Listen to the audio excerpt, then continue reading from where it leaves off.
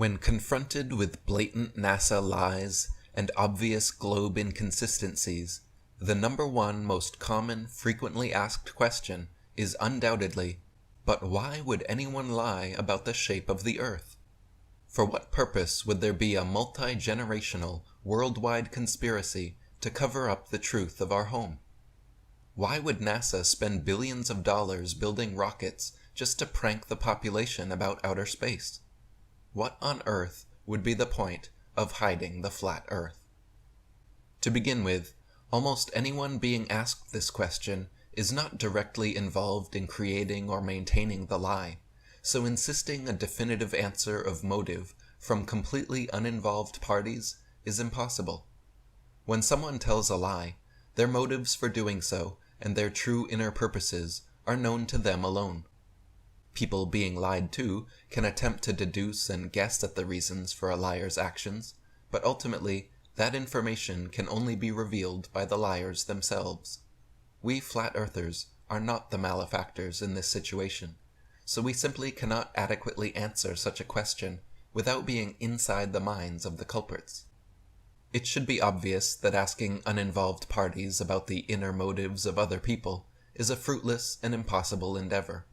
So why then is this universally the number one most common frequently asked question right after someone identifies a flat earther? The query is almost always accompanied by a smirk, a sneer, an eye roll, or outright laughter, and this gives away the underlying intention of asking.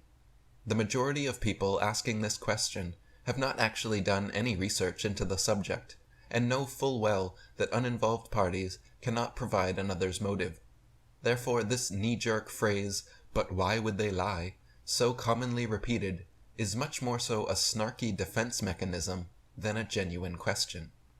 Incessantly asking why the world's governments would lie without first doing your due diligence in researching the endless evidence and experiments proving that they most certainly are lying is like coming upon a bloody homicidal crime scene with your eyes closed and refusing to believe it happened because you cannot fathom the perpetrator's motive, and until someone offers up a reason suitable to your subjective sensibilities, only then might you open your eyes and investigate the obvious murder.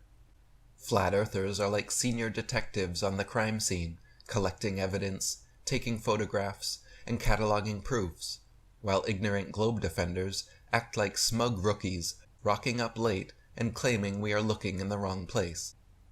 So flat earthers cannot be expected to give definitive, conclusive answers to this inappropriately directed question, but we can attempt to deduce and guess what the reason or reasons may be. As for the specific question of why would NASA and other government space agencies spend billions of dollars on this deception, it should be noted that these organizations are funded by money taken from the pockets of taxpayers in their respective countries.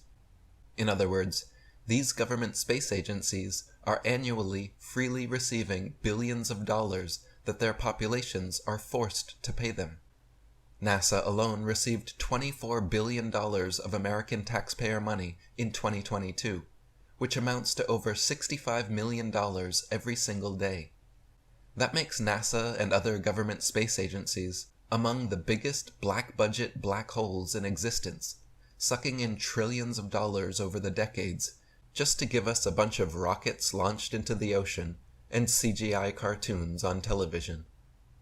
Maintaining the illusion is comparatively cheap, so rather than being some unrealistically expensive enterprise, it is actually an incredibly lucrative and profitable scam. Beyond simply being a productive moneymaker, however, the entire concept of outer space, along with the globe Earth and the so-called Big Bang, has created and promoted a nihilistic, materialist worldview where any idea of God or intelligent design is removed and replaced with random, haphazard coincidence. Instead of humans being purposefully created by a purposeful creator, instead of Earth being intelligently designed by an intelligent designer, we are told that life, nature, and everything else was all brought into existence for nothing and by accident. We are told that before time, space, matter, consciousness, intelligence, and life, that there was absolutely nothing. Then, in an instant, and for no reason at all, the nothingness exploded. And instead of destroying things like every other explosion, this explosion created things. It created everything. The nothingness explosion somehow created space, time, and all matter in the universe by ejaculating this creationary explosive primordial soup, and the debris shooting outwards at 670 million miles per hour for over 14 billion years finally culminated to create you. First, some of the more gaseous nothing came together forming suns and stars. Then solid pieces of the nothing came together forming planets and moons. Then the nothing turned hydrogen and oxygen came together forming water on the nothing planet Earth, out of which single-celled living organisms magically appeared, got to work dividing and multiplying into multi-celled conscious organisms, which multiplied and divided, mutated and morphed into various forms of sea life, which adapted and evolved and crawled onto land, replaced gills with lungs, lost tails, grew opposable thumbs, and started grasping at straws like this ridiculous nihilistic notion of Big Bang evolution. This anti-God, anti-spiritual, materialist theory of evolution is taught as gospel truth in schools worldwide, and has been staunchly protected by the infallibility of science for over 150 years. But in actual fact, just as science has failed to find one true, valid proof that Earth is a ball spinning around the sun, scientists have failed to discover a single piece of evidence that the material world is truly a product of blind chance evolution. Children are still taught, however, that we came from nothing, for no reason, and that one day in the future the sun will burn up, killing us all and destroying everything we built. This fatalistic, nihilistic, materialist creation and destruction story has fabricated a veritable atheistic religion that masquerades as scientific truth. By removing Earth from the stationary center of the universe, they have moved us physically and metaphysically from a place of supreme importance to one of complete indifference.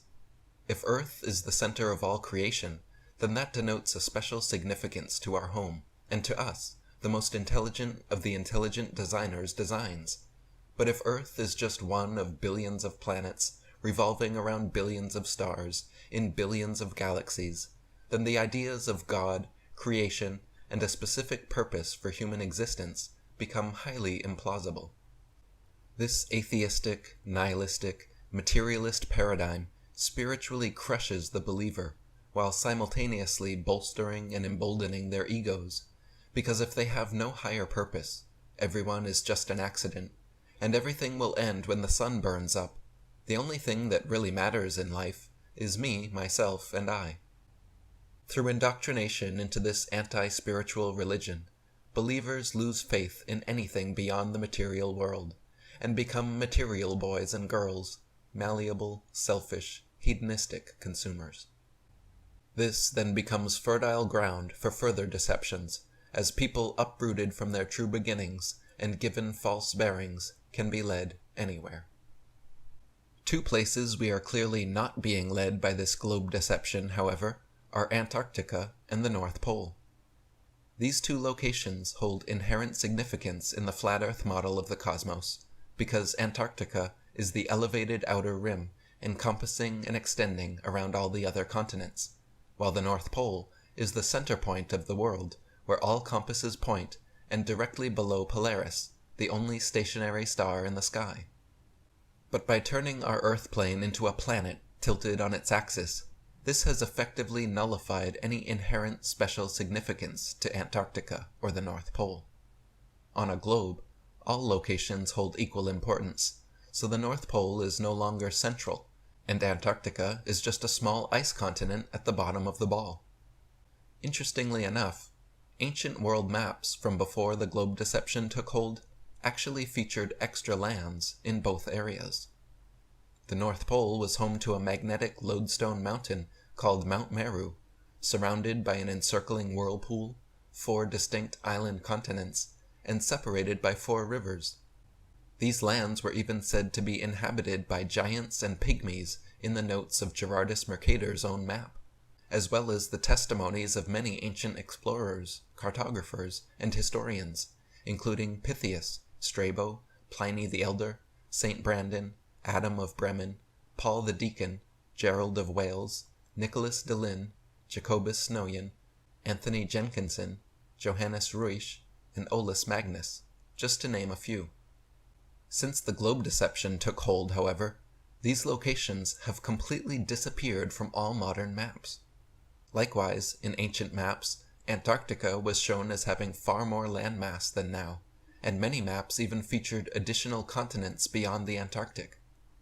Admiral Byrd claimed on live television that there were vast resources in untouched lands beyond Antarctica that had never been explored, and books like Worlds Beyond the Poles or The Iron Republic speak of entire civilizations existing south of the South Pole. By turning Earth into a ball, these potential extra lands, resources, and civilizations have been conceptually erased from the minds of the masses, as there is literally nowhere left for them to exist. The effect is similar to when intrepid young Truman from the Truman Show movie is told by his teacher that he is too late and everywhere has already been explored. In an instant, with that piece of false information, his adventurous spirit is crushed, and he is convinced that there is nowhere new to discover.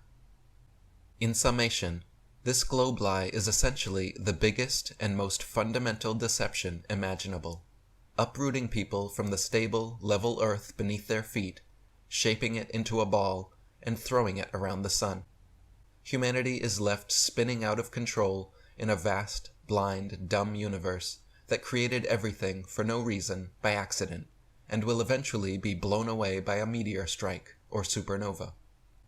All of creation is explained by material processes, and anything remotely spiritual is just a quaint relic of a pre-scientific age. Everywhere on Earth has already been explored, and our only hope is pouring billions more dollars per year into NASA and other space agencies to take us to their other ball planets, like CGI Mars. Essentially, they have created a new world religion of scientism, complete with a creation and destruction story, prophets and prophecies, and removed any purpose or higher power, replacing it with a random, nonsensical explosion. So-called scientists became the new priests of the New World religion, and the now malleable masses walk in lockstep towards whatever future they manufacture for us.